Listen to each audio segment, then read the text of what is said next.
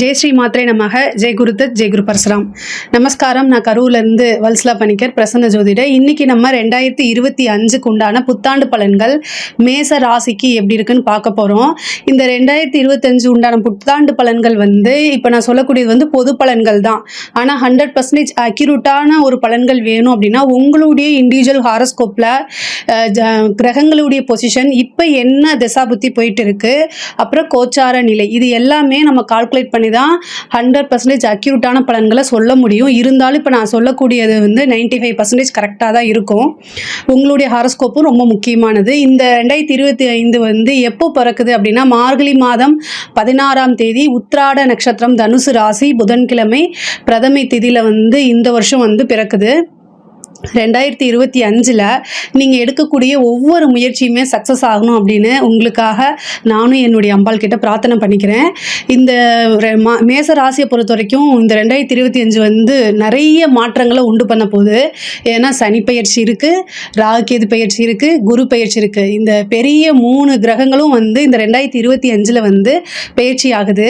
அதில் ஃபஸ்ட்டு சனி பயிற்சி ஆகுது. இது இவ்வளோ நாளாக உங்களுக்கு நிறைய தொழில் ரீதியாக நிறைய மாற்றங்கள் இல்லாமல் இருக்கலாம். ஆனால் இந்த 2025 கண்டிப்பாக ஒரு சக்ஸஸ் உங்களுக்கு உறுதியாக உண்டு. உங்களுடைய அலட்சியத்தை நம்ம 7.5 சனி அப்படிங்கிறத பாதிப்பு போடவே கூடாது, அது மேலே பழிய போடக்கூடாது.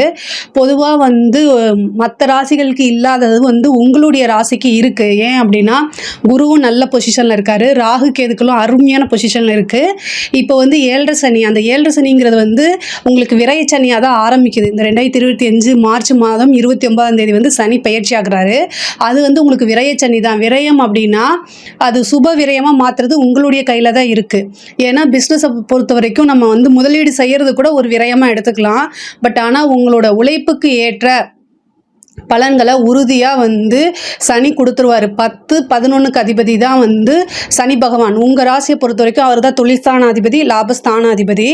நீங்கள் 12ஆம் இடத்துல இருக்கும்போது அதுக்கு உண்டான முதலீடாக அதை மாற்றிக்கங்க. கண்டிப்பாக புதுசாக நீங்கள் பிஸ்னஸ் ஆரம்பிக்கலாமா அப்படின்னா ஆரம்பிக்கலாம். இல்லை நீங்கள் பண்ணிகிட்ருக்க பிஸ்னஸவே வேறு மாதிரி மாற்றலாமா, இன்னும் கொஞ்சம் இன்வெஸ்ட் பண்ணி மாற்றலாமா அப்படின்னா அதுவும் சூப்பர் தான். ஆனால் தொழிலுக்காக நீங்கள் அதிகமான அலைச்சல்கள், வெளியூர் பிரயாணங்கள், வெளிமாநிலம், வெளிநாடு, இதெல்லாம் அடிக்கடி போயிட்டு வர மாதிரி இருக்கும். ஆனால் அது எல்லாமே உங்களுக்கு கடைசியில் ஆதாயமாக தான் இருக்க போகுது.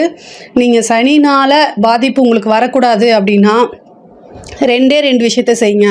இது கோவிலுக்கு போகக்கூடிய பரிகாரங்களை உங்களுடைய லைஃப் ஸ்டைலை நீங்கள் மாற்றிக்கணும். அது எப்படி அப்படின்னா சனி பார்க்கக்கூடிய இடம் 2ஆம் இடமா இருக்குது. அதாவது 3ஆம் பறவை 2ஆம் இடத்தை பார்க்குது, அதே மாதிரி 10ஆம் இடமும் 9ஆம் இடத்தை பார்க்குது. வீட்டில் இருக்கக்கூடிய பெரியவர்களை மதித்து நடக்கணும். அவங்கள தேவையில்லாமல் பேசாதீங்க.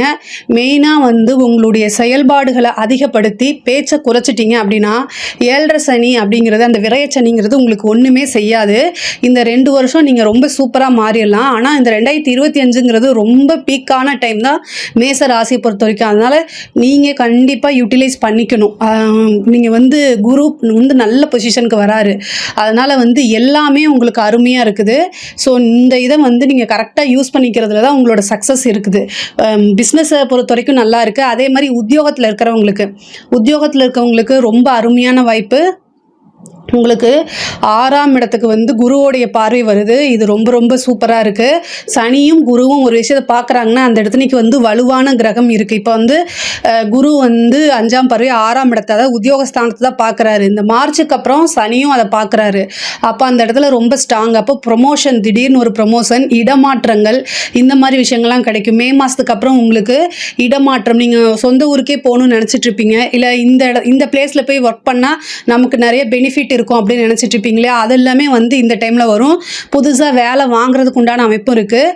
நிறைய பேருக்கு படித்து முடிச்சுட்டு இந்த கேம்பஸ் இருக்குல்ல, அதுலேயே பிளேஸ்மெண்ட் ஆகிறதுக்கு நிறைய வாய்ப்பு இருக்குது. ஸ்டூடெண்ட்டெல்லாம் யூஜியாக இருந்தாலும் சரி, பிஜியாக இருந்தாலும் சரி, பிளேஸ்மெண்ட் இன்டர்வியூ அட்டன் பண்ணுங்கள். கண்டிப்பாக 100% உங்களுக்கு பிளேஸ்மெண்ட் இந்த வருஷம் உண்டு. மேச ராசியில் இருக்கவங்களுக்கு படித்து முடித்தோடனே நீங்கள் எதிர்பார்த்த வேலை கிடைக்கிறதுக்கு வாய்ப்பு இருக்குது.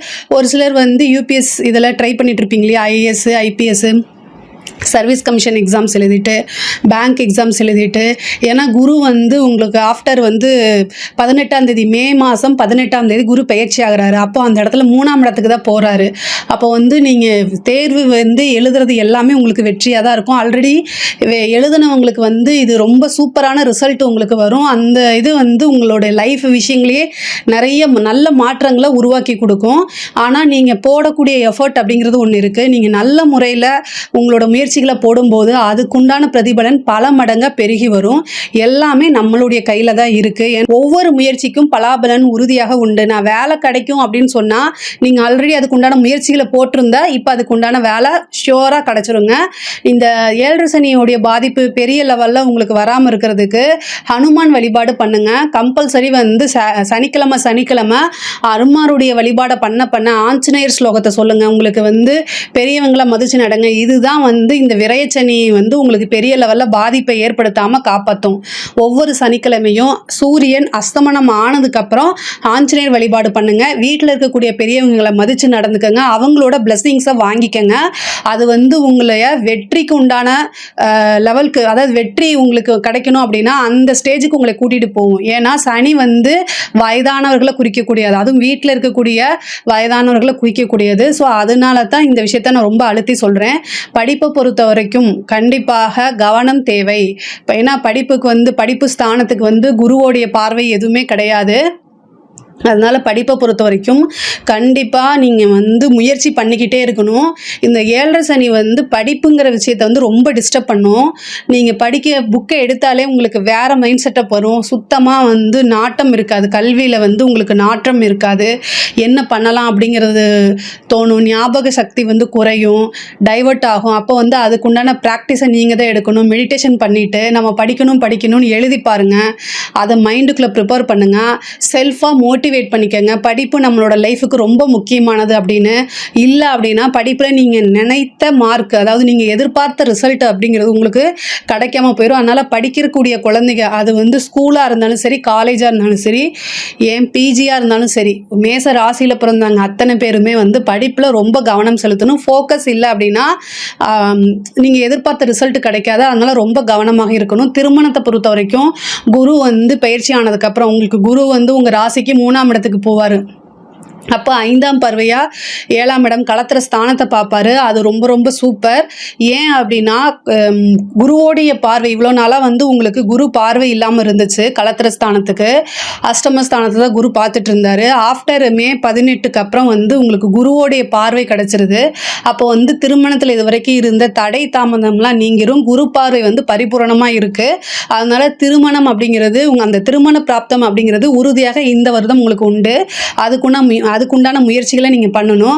அதே மாதிரி கணவன் மனைவியிடையே இந்த பிரச்சனைகள்லாம் சால்வ் ஆயிரும். இவ்வளோ நாளாக வந்து 7 சனி அப்படிங்கும்போது நான் ஆல்ரெடி சொல்லிட்டேன், பேச்சு அப்படிங்கிறத, ஏன்னா அது வாக்கு ஸ்தானத்தை அவர் பார்க்குறாரு. அவருடைய பார்வை எங்கே படுதோ அந்த இடத்துல வந்து ரொம்ப அமைதியும் நிறுத்தி நிதானமாக செயல்பட்டாலே நீங்கள் சக்ஸஸ் பண்ணிட முடியும். ஆனால் இந்த 7 சனி வந்து சும்மா விடாது. சும்மா ஏதாவது ஒரு விஷயத்தை வந்து பேச தோணும், அது சண்டையாக மாறிடும். ஏன் அப்படின்னா சனியுடைய பார்வை வந்து 2ஆம் இடம் குடும்பஸ்தானத்துக்கு இருக்குது. அப்போ என்ன பண்ணணும் அப்படின்னா குடும்பத்தில் அமைதியாக போகணும், பேச்சை வந்து கவனம் இருக்கணும். ஏன்னா குருவும் வந்து 2ஆம் இடத்துலேருந்து பெயர்ச்சி 3ஆம் இடத்துக்கு போயிடுறாரு. அப்போ குடும்பஸ்தானத்துக்கு வந்து சனியோடைய பார்வை மட்டும்தான் இருக்குது. எங்கே வந்து குரு பார்வை இல்லாமல் சனியோடைய பார்வை மட்டும் இருக்கோ அங்கே வந்து சிக்கல்களை ஏற்படுத்தும். அதனால் நிறுத்தி நிதானமாக குடும்பத்தில் வந்து வாக்குவாதம் செய்யாமல் இருக்கிறது நல்லது. உங்களுக்கே தெரியும் உங்கள் மேலே மிஸ்டேக் இல்லைன்னா கூட சம்டைம் நீங்கள் அமைதியாக போகிறது ரொம்ப பெட்டரு. குடும்பம்னு இருந்தால் அனுசரித்து தான் போகணும். அதனால் நீங்கள் மனைவியாக இருந்தாலும் சரி, கணவராக இருந்தாலும் சரி, ஒருத்தரை அண்டர்ஸ்டாண்ட் பண்ணி போகிறது ரொம்ப ரொம்ப முக்கியமானது. இல்லை அப்படின்னா சனியோடைய பார்வை வந்து 2ஆம் இடத்தை பார்க்குது. 6ஆம் இடம்ங்கிறது தான் வந்து சண்டை சச்சரவுகளை குறிக்கக்கூடியது, கோர்ட்டு கேஸு குறிக்கக்கூடியது. அப்போது என்ன ஆகும் அப்படின்னா குடும்பத்தில் ஏதாவது ஒரு பிரச்சனையாக அது டைவர்ஸ் வரைக்கும் போகிறதுக்கு உண்டான வாய்ப்புகள் இருக்குது. அதனால் ரொம்ப ரொம்ப அமைதியாகவும் நிதானமாகவும் இருக்கிறது ரொம்ப அவசியமானது. கலைத்துறை சம்மந்தப்பட்டவங்களுக்கு ரொம்ப ரொம்ப பேடாக தான் இருக்குது. எல்லா விஷயங்களுமே வந்து ஒவ்வொன்றா நீங்கள் ஜாக்கிரதையாக செய்யணும். இல்லை அப்படின்னா உங்களுடைய கெரியர் வந்து ஸ்பாயில் ஆகிறதுக்கு உண்டான வாய்ப்புகள் இருக்குது. ஏன்னா சனியுடைய பார்வை 9ஆம் இடத்துக்கு இருக்குது. பேர் புகழ் எல்லாத்தையுமே அழிக்கக்கூடிய வாய்ப்புகள் இருக்குது. அதாவது குருவோடைய பார்வையும் இருக்குது. பட் ஆனால் வந்து சனியோடைய பார்வை தான் ஃபஸ்ட்டு வருது. அதனால் மே மாதம் வரைக்கும் ரொம்ப ஜாக்கிரதையாக இருங்க. உங்களுக்கு ஒரு வாய்ப்பு வருதுன்னா கூட உங்களை அதை மிஸ்யூஸ் பண்ணுறதுக்கு உண்டான வாய்ப்புகள் இருக்குது.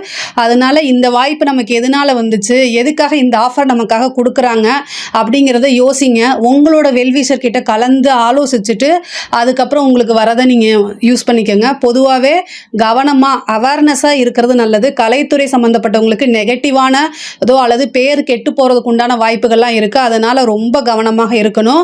அரசியல் துறை சம்மந்தப்பட்டவங்களுக்கு பதவி ஸ்தானத்துக்கு வந்து குருவோடைய பார்வையே வேறு எந்த அனுகிரகமுமே கிடையாதுங்க. ஸோ அதனால் ரொம்ப ரொம்ப கவனமாக இருக்கணும். 7 சனியோடைய பாதிப்பு நீங்கள் பொதுமக்கள் கிட்ட பேசும்போதும் சரி, மீடியா கிட்ட பேசும்போதும் சரி, கவனத்தோடு பேசலை அப்படின்னா பெரிய லெவலில் பிரச்சனைகள் வரும். அதே மாதிரி மக்களுடைய சப்போர்ட் அப்படிங்கிறது, ஆதரவுங்கிறது வந்து கிடைக்காம போகிறதுக்கு உண்டான வாய்ப்புகள் இருக்குது.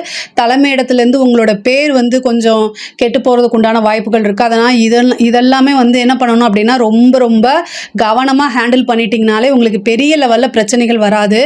அரசியல் துறை அல்லது அரசாங்க துறையில் இருக்கிறவங்க கவனமாக தான் இருக்கணும். நீங்கள் வந்து என்னென்னா முக்கியமாக அரசாங்கத்துறையில் வேலை பார்க்கக்கூடிய அதிகாரிகளாக இருக்கிறீங்க அப்படின்னா சனியுடைய பார்வை எங்கெல்லாம் வருதுன்னு பார்த்துக்குங்க. அதாவது ராகு வந்து உங்களுக்கு 11ஆம் இடத்துக்கு வராரு, கேது வந்து 5ஆம் இடத்துக்கு வருது. அப்போ ராகு கேதுக்கள்னால பெரிய பிரச்சனைகள் இல்லை. ஆனால் ராகு வந்து 11ஆம் இடம்ங்கும்போது ஆசை அபிலாசைகளை தூண்டி விடும். ராகுவோடைய வேலையே என்னென்னா ஆசை அபிலாசைகளை தூண்டி விடுறதுல பிரதான வேலை அவரோடது தான். ஸோ அவர் தூண்டி விடும்போது இந்த 7 சனி என்னென்னா உங்களுக்கு எப்படா வேலை செய்யலான்னு காத்துக்கிட்டே இருக்கும். அப்போ வந்து உங்களுடைய எண்ணங்கள் ஆசைகள் அதிகமாகி புத்தியை வந்து மழுங்கடிச்சிரும். அப்போது நமக்கு இது நல்லது அப்படின்னு சொல்லி பேராசை வந்து பெருநஷ்டத்தில் தான் முடியும். ஸோ அதனால் அரசாங்கத்துறையில் இருக்கிறவங்க வந்து நமக்கு ஒரு விஷயம் ஏதாவது கிடைக்கிது, டெண்டர் கிடைக்கிது, இல்லை வந்து நீங்கள் வந்து கீழ் லெவலில் வேலை செய்கிறீங்க, ஒரு அசிஸ்டன்ட் லெவலில் வேலை செய்கிறீங்கனாலும் ஹையர் அஃபிஷியல் வந்து உங்களுக்கு ஃபோனில் இன்ஸ்ட்ரக்ஷன் கொடுக்குறது, இல்லை வந்து ரிட்டன் ஆர்டர் இல்லாமல் ஒரு விஷயத்தை செய்ய சொல்கிறதெல்லாம் நீங்கள் செஞ்சு மாட்டிக்காதீங்க. இது நிறைய பேத்துக்கு நடந்திருக்கு. அதனால தான் இவ்வளோ தூரம் சொல்கிறேன். ஏன் அப்படின்னா ஒரு சிலருக்கு வந்து மேலே அஃபிஷியல் ஆர்டர் இல்லாமல் இதை செய்யுன்னு சொல்லுவாங்க. கடைசியில் அதில் ஏதாவது பிரச்சனை வரும்போது உங்களுக்கு தான் மெமோ இஷ்யூ ஆகும். அதனால் நீங்கள் தான் சஸ்பெண்ட் ஆவீங்க. ஸோ அதனால் அதை பார்த்து இருங்க. நீங்கள் ஏதாவது தப்பு செய்கிறதுக்கு முன்னாடி யோசிச்சுக்கணும். 7 சனியில் தப்பு செஞ்சால் கண்டிப்பாக வந்து அதுக்கு உண்டான பனிஷ்மெண்ட் கிடச்சிரும். சனி வந்து ஒரு நேர்மையான கிரகம், ஜட்ஜ்மெண்ட் மாதிரி. நீங்கள் என்ன தப்பு செய்றீங்களோ இமீடியட் ரிசல்ட் கிடச்சிரும். அதனால் ரொம்ப ரொம்ப கவனமாக இருக்கணும் அரசாங்கத்துறையில் இருக்கிறவங்க. பெண்களை பொறுத்த வரைக்கும் இது வந்து ரொம்ப நல்லா இருக்குது. பொதுவாக குடும்பத்தில் நான் சொன்ன மாதிரி அனுசரிச்சு போயிட்டாலே பெரிய லெவலில் உங்களுக்கு பிரச்சனைகள் வராது. ஆனால் நீங்கள் உத்தியோகம் பார்க்கக்கூடிய பெண்களாக இருக்கீங்க அப்படின்னா ரொம்ப கவனமாக இருக்கணும். சனி 6ஆம் இடத்தை பார்க்குது. நீங்கள் வேலை செஞ்சுட்டு இருப்பீங்க, பட் ஆனால் உங்கள் மேலே சில பேர் ஜெலஸ் ஆவாங்க. அதனால் வந்து பிரச்சனைகளை சந்திக்கிற மாதிரி வரும். வீட்டில் நிம்மதியில் நீங்கள் வேலை பார்க்க போனால் கூட வெளியிலையும் வந்து பாலிடிக்ஸ் பண்ணி நீங்கள் வேலை பார்க்கணுமாங்கிற எண்ணத்தை உருவாக்குறதுக்கு உண்டான வாய்ப்பு இருக்குது. பட் ஆனால் ஒரே ஒரு விஷயம், நீங்கள் இங்கே வேலை பார்த்தா மட்டும் கிடையாதுங்க, எங்கே வேலை பார்த்தாலும் கண்டிப்பாக போட்டி பொறாமைகள் இது எல்லாமே வந்து தாண்டி நீச்சல் அடித்து தான் நீங்கள் வந்து சக்ஸஸ் பண்ணுற மாதிரி இருக்குது. ஸோ அதனால் நீங்கள் இருக்கக்கூடிய ஜாபை வந்து விட்டுறாதீங்க, குவிட் பண்ணிடாதீங்க. பட் ஆனால் எதுவாக இருந்தாலும் முன்னேற முடியும், போராடணும் அப்படிங்கக்கூடிய எண்ணங்களை அதிகப்படுத்திக்கங்க. கண்டிப்பாக சக்ஸஸ் இருக்குது. எந்த வருஷமும் இல்லாமல் இந்த 2025 மேசராசியை பொறுத்த வரைக்கும் பெண்களுக்கு ரொம்ப ரொம்ப சூப்பராக இருக்குது. இந்த வருஷத்தில் நீங்கள் எடுக்கக்கூடிய அத்தனை முயற்சிகளுமே சக்ஸஸ் ஆகும். உங்களுடைய மெயினான எண்ணங்கள், அதாவது உங்களுடைய கனவுன்னு இருக்கும் இல்லையா, அந்த கனவு எல்லாமே பழிக்கக்கூடிய காலகட்டமாக தான் இந்த வருஷம் உங்களுக்கு இருக்க போகுது. அதனால் நீங்கள் என்ன செய்யணும்னு நினைக்கிறீங்க அதை அப்படியே வந்து முயற்சியாக போடுங்க. கண்டிப்பாக உங்களுக்கு அந்த காரியம் வந்து கை கொடுங்க. இந்த 14ஆம் தேதி மே மாதம் வந்து 14ஆம் தேதி ராகு கேது பயிற்சி ஆகுது. ராகு வந்து 11ஆம் இடத்துக்கு நல்ல லாபங்கள் உங்களுக்கு கிடைக்கும். அதே நேரத்தில் கேது 5ஆம் இடத்துக்கு வருது. 5ஆம் இடம்னா புத்திரஸ்தானம். ஸோ கல்யாணம் ஆகி ரொம்ப நாளாக உங்களுக்கு பேபி ஃபார்ம் ஆகலை அப்படின்னா நீங்கள் வந்து IVF டெஸ்ட் பேபிக்கெலாம் ட்ரை பண்ணிட்டு இருப்பீங்க இல்லையா, அது ஃபெயிலியராக இருந்தால் கூட இந்த டைம் வந்து ஒரே ஒரு டைமு குலதெய்வ வழிபாடு பண்ணுங்கள். இந்த குலதெய்வ வழிபாடு பண்ணி முடிச்சுட்டு நீங்கள் என்ன செய்யுங்கன்னா புற்று வழிபாடுக்கு பண்ணுங்க. அதாவது வந்து புற்று வழிபாடுனா பாம்பு அங்கே இருக்கணும், அந்த அந்த அந்த புற்றுல போய் வழிபாடு பண்ணிட்டு சேஃப்டியாக பண்ணுங்க. கடைசியில் ஏதாவது ஒரு ப்ராப்ளம்னா ஜோசியர் தான் சொன்னாங்கன்னு சொல்லிடாதீங்க. சேஃப்டியாக பண்ணுங்க. அந்த புத்து மண்ணை எடுத்து நெத்தியில் வச்சுட்டு நல்லபடியாக வேண்டிக்கங்க. வேண்டிட்டு அதாவது ஆணாக பிறந்தால் நாகராணி அந்த மாதிரி பேர் வைக்கிறதாவும், பெண்ணாக பிறந்தால் நாகராஜா அப்படின்னு ஃபஸ்ட்டு பேர் வைக்கிறதா வேண்டிக்கங்க. அதுக்கப்புறம் உங்களோட இஷ்டத்துக்கு பேர் வச்சுக்கோங்க. ஆனால் டெஸ்ட் டியூப் பேபிக்கு போகிற மாதிரி இருந்தால் இந்த டைமில் ட்ரை பண்ணுங்கள். கண்டிப்பாக 100% அது சக்ஸஸ் ஆகும்.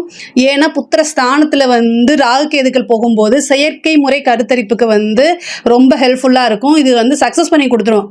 ராகு கேதுவே வந்து இயற்கையை எதிர்க்கும், செயற்கையை ஆதரிக்கும். அதனால் 5ஆம் இடம் புத்திரஸ்தானத்துக்கே வந்து கேது வரதுனால இதை செய்யுங்க. இது செய்யறதுக்கு முன்னாடி குலதெய்வ வழிபாடு பண்ணுங்கள், புற்று வழிபாடு பண்ணுங்கள்.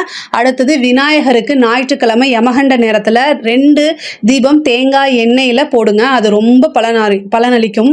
ரொம்ப வருஷமாக உங்களுக்கு வந்து புத்திர பாக்கியம் அதாவது குழந்தை இல்லாமல் இருக்குது அப்படின்னா இந்த விஷயத்தை ட்ரை பண்ணுங்கள். 100% சக்ஸஸ் ஆகும். மேச ராசியை பொறுத்த வரைக்கும் 2025 அப்படிங்கிறது வந்து ஒரு நிறைய பெரிய நல்ல மாற்றங்கள் வருது. பெரிய வகையில் சக்ஸஸை கொடுக்கக்கூடிய வருஷமாக தான் இந்த இது இருக்குது. இதில் ஏதாவது உங்களுக்கு சந்தேகங்கள் இருக்குது அப்படின்னா கமெண்ட்ஸில் கேளுங்க, நான் கண்டிப்பாக ஆன்சர் பண்ணுறேன். நம்மளுடைய சேனலை லைக் பண்ணுங்கள், ஷேர் பண்ணுங்கள், சப்ஸ்கிரைப் பண்ணுங்கள். நன்றி, வணக்கம்.